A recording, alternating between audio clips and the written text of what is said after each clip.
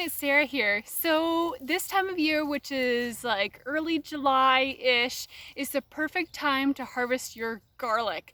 So if you're growing garlic in your garden, there are a bunch of different types you can grow. There's a soft neck garlic, there's a hard neck garlic, there's a spring garlic. But we grow the hard neck garlic, which we planted last fall. So around the middle of October, we planted this patch here, which is right behind me.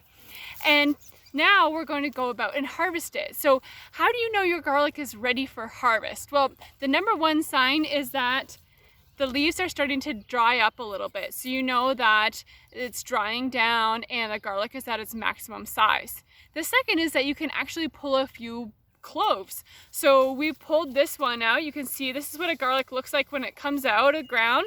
It's a nice big white bulb there at the end. Hey, Delaney. And it's got this nice long stem on it.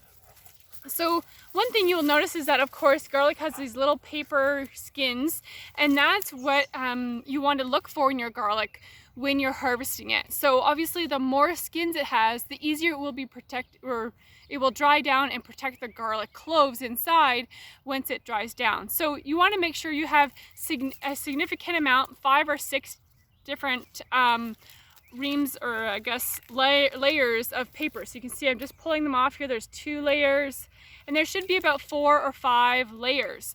So the longer you leave your garlic in the ground before harvesting it, the less layers you'll have, because it'll start to dry down and rot away basically. So you want to get to your garlic sooner rather than later, which is why when the tips are kind of like this is the best time to harvest your garlic.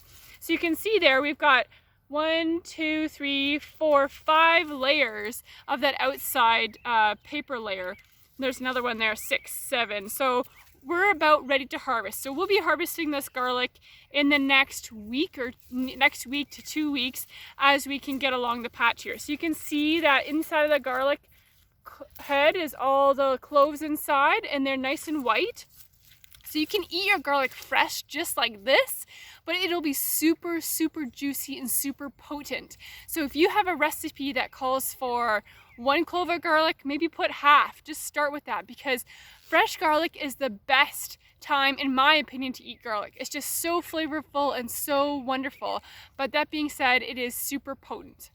The other thing too is that if you want to dry your garlic, you want to dry it in an area that gets lots of air movement, because of course that's what helps dry it down and prevent it from molding. So we will be giving out fresh garlic in our boxes for the first couple of weeks, and then we will bunch the rest of the garlic, hang it in our shed, and it will dry down over the next several months or weeks to months, so that we can give it out in the boxes in the fall.